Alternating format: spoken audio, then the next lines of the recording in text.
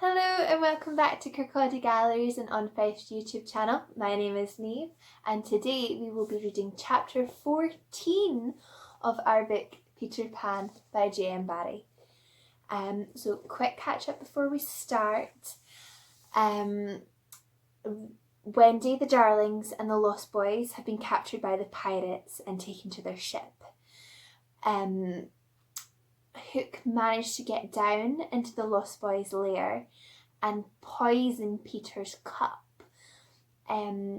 Peter was going to drink from the cup and Tinkerbell snatched it from him and drank it before he could. That meant that Tinkerbell was poisoned, but thanks to all the boys and girls believing in fairies, Peter managed to help bring her back to life. So Peter Pan and Tinkerbell are all well again and they're now off to the pirate ship to save their friends. So here we are. Chapter 14, The Pirate Ship. One green light squinting over Kidd's Creek, which is near the mouth of the Pirate River, marked where the brig, the Jolly Roger, lay. Low in the water, a rakish-looking craft fell to the hull, every beam in her detestable, like ground strewn with mangled feathers. She was the cannibal of the seas, and scarce needed the watchful eye, for she floated immune to the horror of her name. She was wrapped in the blanket of night, through which no sound from her could have reached the shore. There was little sound, and none agreeable, save the whir of the ship's sewing machine, at which Smee sat, ever industrious and obliging, the essence of the commonplace, pathetic Smee. I know not why he was so infinitely pathetic, unless it were because he was so pathetically unaware of it, but even strong men had to turn hastily from looking at her, and more than once on summer evenings he had touched the fount of Hook's tears and made it flow. Of this, as of almost everything else, Smee was quite unconscious. A few of the pirates slept over the bulwarks, drinking in the miasma of the night. Others sprawled by barrels over games of dice and cards, and the exhausted four who had carried the little house lay prone on the deck, where even in their sleep they rolled skilfully to this side and that out of Hook's reach, lest he should claw them mechanically in passing. Hook trod the deck and thought, O man unfathomable! It was his hour of triumph. Peter had been removed for ever from his path, and all the boys were on the brig, about to walk the plank. It was his grimmest deed since the days when he had brought Barbecue to heel, and knowing, as we do, how vain a tabernacle of a man he is, could we be surprised had he now paced the dock unsteadily, belied out by the winds of his success? But there was no elation in his gait, which kept pace with the action of his sombre mind. Hook was profoundly dejected. He was often thus when communing with himself on board ship in the quietude of night. It was because he was so terribly alone. The inscrutable man never felt more alone than when surrounded by his dogs. They were socially so inferior to him. Hook was not his true name.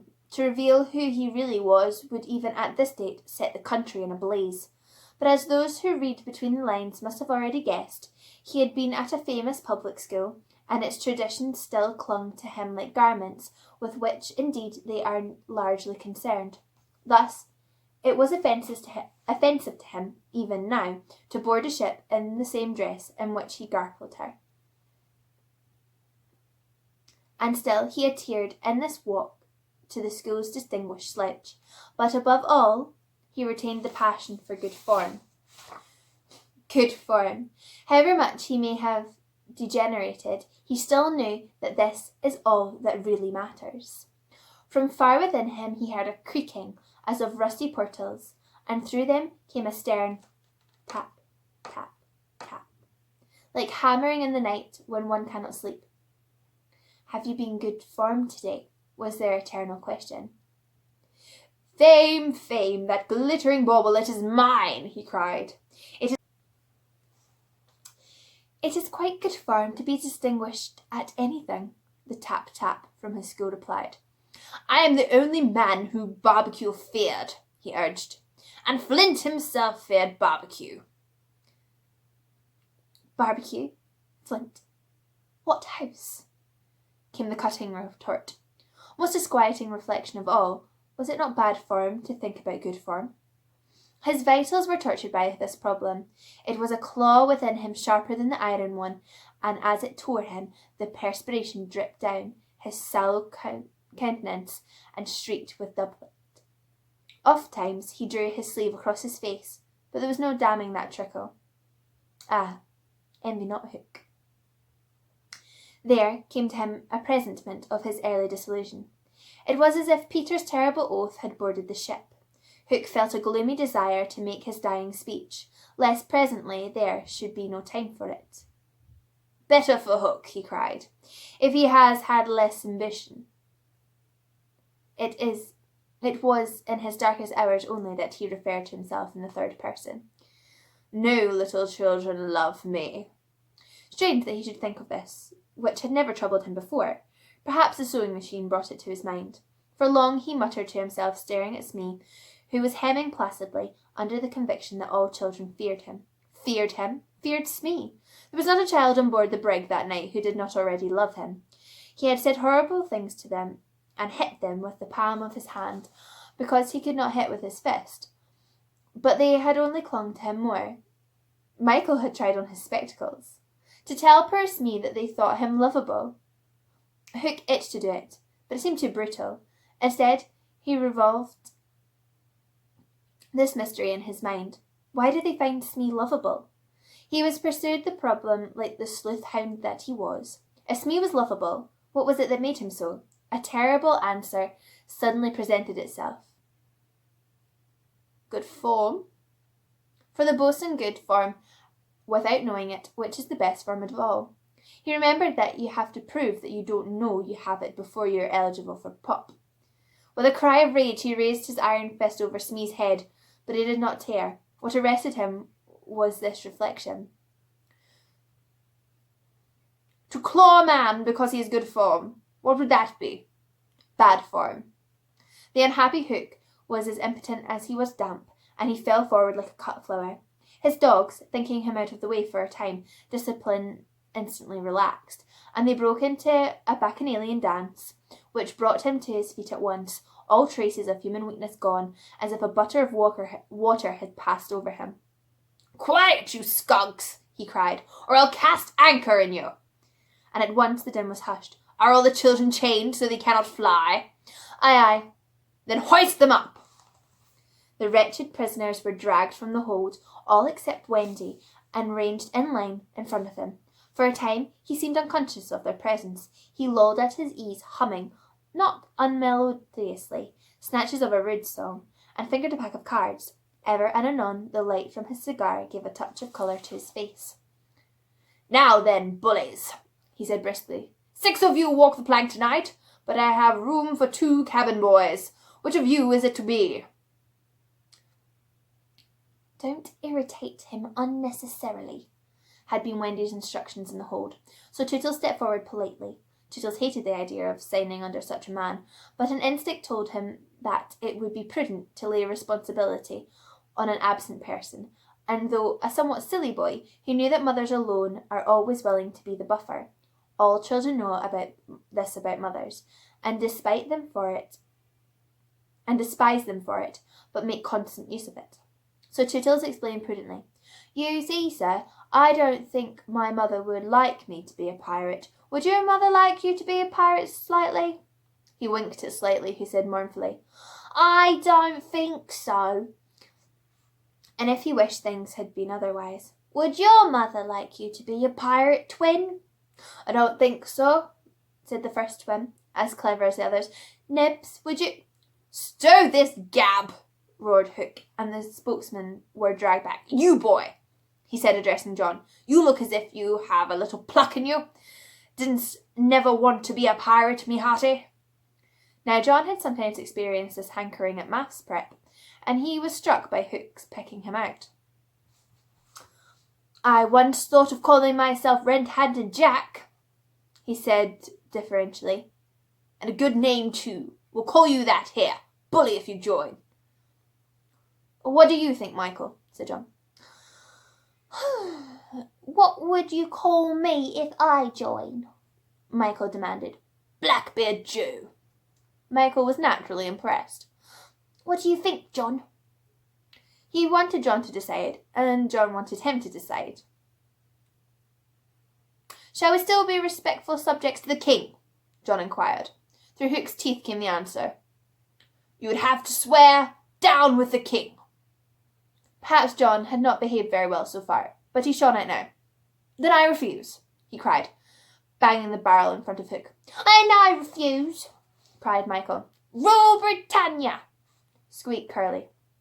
The infuriated pirates buffeted them in the mouth, and Hook roared out, That seals your doom. Bring up there, mother, get the plank ready. They were only boys, and they went white as they saw the Dukes and Seco preparing the fatal plank, but they tried to look brave when Wendy was brought up. No words of mine can tell you how Wendy despised those pirates. To the boys, there was at least some glamour in the pirate calling, but all that she saw was that the ship had not been scrubbed for years. There was not a porthole on the grimy glass of which you might not have written with your finger, dirty pig, and she had already written on it several. But as the boys gathered round her, she had no thought, of course, save for them. So, my beauty, said Hook, as if he spoke in syrup, you are to see your children walk the plank. Fine gentleman though he was, the intensity of his communings had soiled his ruff, and suddenly he knew that she was gazing at it. With a hasty gesture he tried to hide it, but he was too late. Are they to die? Asked Wendy, with a look of such frightful contempt that he nearly fainted. They are, he snarled. Silence all, he said gloatingly, for a mother's last words to her children. At that moment Wendy was grand. These are my last words, dear boys, she said firmly. I feel that I have a message to you from your real mothers, and it is this. We hope our sons will die like English gentlemen. Even the pirates were awed, and Tootle cried out hysterically, I'm going to do what my mother hopes, so you're going to, Nibs. What my mother hopes, what about you going to do, Twin? What my mother hopes, John, But Hook had found his voice again. Tie her up, he shouted. It was Smee who tied her to the mast. See here, honey, he whispered. I'll save you if you promise to be my mother. But not even for Smee would she make such a promise. I would almost rather have no children at all, she said disdainfully. It's sad to know that not a boy was looking at her as Smee tied her to the mast. The eyes of all were on the plank, that last little walk they were to take. They were no longer able to hope that they would walk it manfully, for the capacity to think had gone from them. They would stare and shiver only. Hook smiled on them with his teeth closed and took a step towards Wendy. His intention was to turn her face so that she should see the boys walking the plank one by one. But he never reached her. He never heard the cry of anguish he hoped to wring from her. He heard something else entirely. It was the terrible tick-tick of the crocodile. They all heard it. Pirates, boys, Wendy, and immediately every head was blown in one direction, not to the water whence the sound proceeded, but towards Hook. All knew that what was about to happen concerned him alone, and that from being actors they were suddenly become spectators. Very frightful was it to see the change that came over him. It was as if he had been clipped at every joint. He fell in a little heap. The sound came steadily nearer, and in advance of it came this ghastly thought. The crocodile is about to board the ship. Even the iron claw hung inactive, as if knowing that it was no intrinsic part of what the attacking force wanted. Left so fearfully alone, any other man would have lain with his eyes shut where he fell, but the gigantic brain of Hook was still working, and under its guidance he crawled on his knees along the deck as far from the sound as he could go. The pirates respectfully cleared a passage for him, and it was only when he brought up against the bulwarks when he spoke. "Hide me!" he cried hoarsely. They gathered round him, all eyes averted from the thing that was coming aboard. They had no thought of fighting it. It was fate. Only when Hook was hidden from them did curiosity loosen the limbs of the boys so that they could rush to the ship's side to see the crocodile climbing it. Then they got the strangest surprise of this night of nights, for it was no crocodile that was coming to their aid. It was Peter. He signed to them not to give vent to any cry of admiration that might rouse suspicion, then went on ticking. Here we are, and that is the end of chapter 14. I hope you guys enjoyed it, and I'll see you all soon for the next chapter. Bye-bye.